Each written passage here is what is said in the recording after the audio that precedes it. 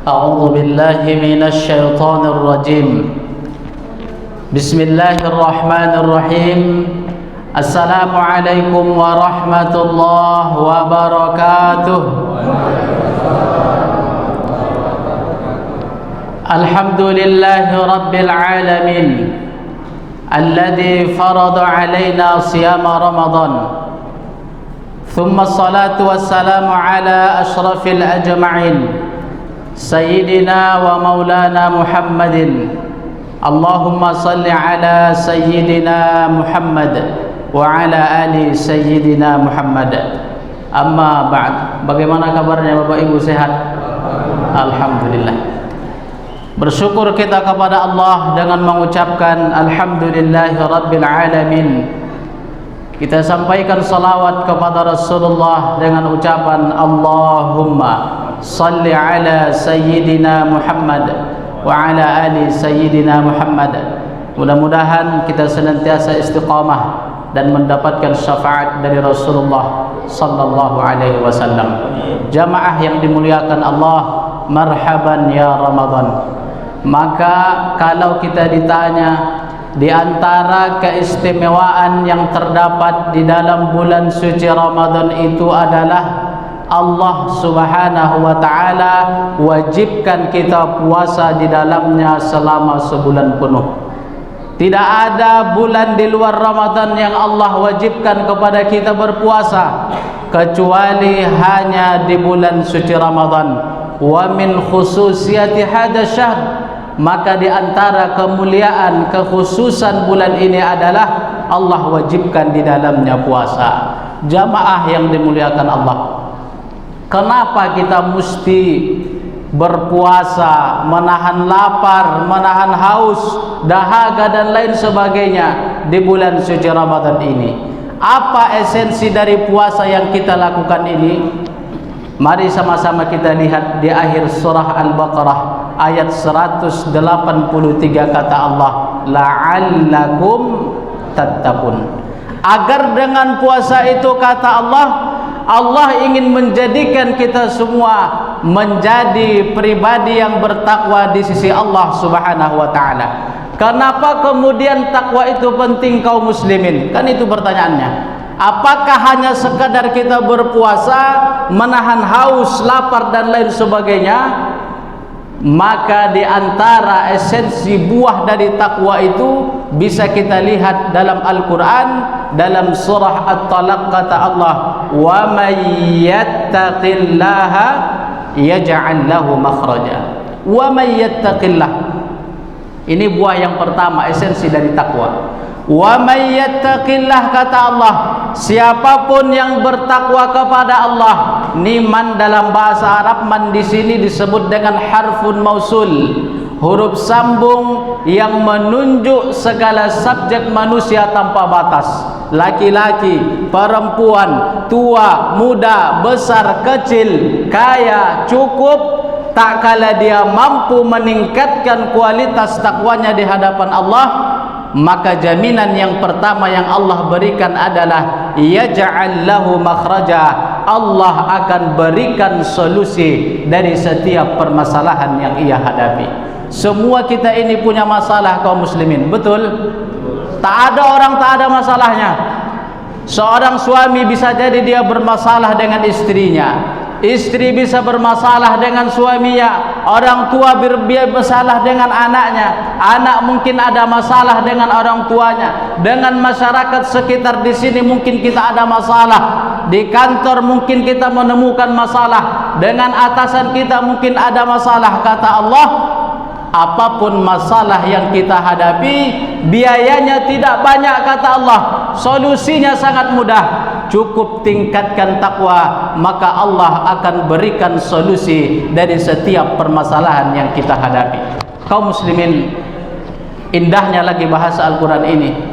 Tak kala Allah bercerita tentang solusi dalam kehidupan, kalimat yang Allah gunakan adalah makhraja. Makhraja ini kalimatnya nakirah, kalimatnya general, umum, tidak beralif lam. Karena Allah ingin menyampaikan pesan kepada kita, hai manusia, sesungguhnya setiap satu permasalahan yang kita hadapi di dunia ini, sesungguhnya ada ribuan solusi yang Allah tawarkan. Cukup dengan meningkatkan takwa, maka Allah akan berikan solusi dari permasalahan tersebut. Ini esensi yang pertama. Yang kedua, kaum muslimin, wa yarzuquhu min haitsu la yahtasib, kata Allah. Bukan hanya urusan fisik, bukan hanya urusan physically, bahkan urusan materi pun kaum muslimin. Tak kala seorang hamba mampu meningkatkan takwanya kepada Allah. Di antara tujuan puasa tadi untuk meningkatkan takwa. Ketika seorang hamba mampu meningkatkan takwanya kepada Allah, yarzuqhu min haitsu la yahtasib, Allah akan berikan dia rezeki dari jalan yang tidak pernah dia sangka-sangka. Kaum muslimin yang dimuliakan Allah, secara ringkas kita jelaskan, rezeki itu 3 tingkatan Allah sebutkan dalam Al-Quran. Yang pertama adalah rezeki manusia secara umum. Allah jelaskan dalam surah Al-Baqarah, ya ayyuhan nas, ya ayyuhan nas, wahai sekalian manusia. Kalimatnya umum. Apa perintah Allah? Kulu mimma fil ardi halalan tayyiba. Carilah, kata Allah, carilah rezeki yang telah kami tetapkan kepadamu di muka bumi ini. Syaratnya 2. Yang pertama adalah halal, dan yang kedua thayyibah, dibenarkan dalam urusan syariat Islam. Ini kaum muslimin mencari rezeki yang pertama. Yang kedua, tingkatan rezeki yang kedua adalah rezeki orang yang beriman. Ibadah puasa ini yang Allah panggil khusus orang beriman. Lihat kalimatnya, ya ayyuhalladzina amanu. Ini yang Allah panggil dalam ibadah puasa. Dan ternyata rezeki orang yang beriman menempati posisi yang tinggi derajatnya di hadapan Allah. Apa kata Allah? Ya ayyuhalladzina amanu, wahai orang yang beriman, kulu min thayyibati ma razaqnakum, kata Allah. Carilah rezeki yang telah kami tetapkan kepadamu, min thayyibat ma razaqnakum, apa yang sudah kami janjikan kepadamu. Kaum muslimin, perhatikan kalimatnya. Manakala Allah berbicara tentang rezeki manusia secara umum, Allah sebutkan di dalamnya kalimat halal. Tapi manakala Allah berbicara tentang rezeki orang yang beriman, Allah buang kalimat halalnya. Mengapa Allah membuang kalimat halal dalam rezeki orang yang beriman? Para ahli tafsir menjelaskan kepada kita bahwa orang yang betul-betul beriman dia kepada Allah, imannya akan menuntun ia untuk memperoleh rezeki dari jalan yang halal-halal saja. Bahwa orang yang betul-betul dia beriman kepada Allah, imannya akan menuntun ia, akan mengarahkan dia untuk memperoleh rezeki dari jalan yang halal saja. Maka oleh karena itulah ketika Allah berbicara tentang rezeki orang yang beriman, Allah buang kalimat halal di dalamnya. Karena bagi Allah, setiap orang yang betul-betul beriman, dia sudah pasti memperoleh rezeki dari jalan yang halal saja. Yang lebih dahsyat kaum muslimin, rezeki yang ketiga, rezeki orang yang bertakwa. Ibadah puasa ini untuk menjadikan kita sebagai pribadi yang bertakwa. Dan ternyata rezeki orang yang bertakwa ini menempati posisi yang paling tinggi derajatnya di hadapan Allah. Perhatikan kalimatnya. Apa kata Allah? Walau anna ahlal qura, kalau seandainya suatu penduduk negeri, kata Allah, ahlal qura, suatu penduduk negeri, kata Allah. Bukan main-main kaum muslimin. Allah tidak mengatakan satu orang, Allah tidak mengatakan 2 orang.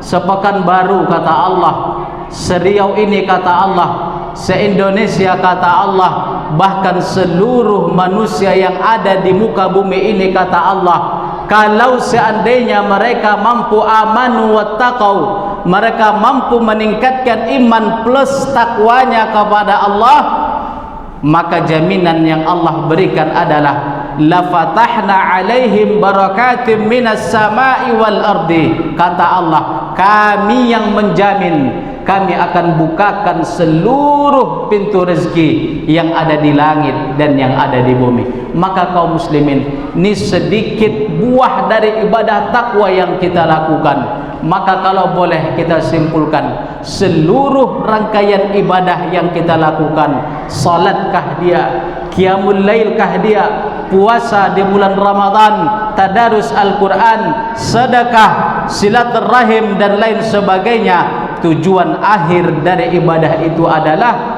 untuk menjadikan kita menjadi pribadi yang bertakwa kepada Allah Subhanahu wa taala. Jamaah yang dimuliakan Allah, ini sedikit yang bisa kami sampaikan dalam kesempatan yang berbahagia ini. Kita berdoa kepada Allah, mudah-mudahan Allah Subhanahu wa taala senantiasa berikan kepada kita kesehatan. Allah Subhanahu wa taala berikan kepada kita keistiqamahan untuk senantiasa kita bisa memperbanyak amal saleh kita di bulan suci Ramadan ini. Amin ya rabbal alamin. Aqulu qouli hada, yang benar datangnya dari Allah, yang salah datangnya dari kami, banyak maaf. Assalamualaikum warahmatullahi wabarakatuh.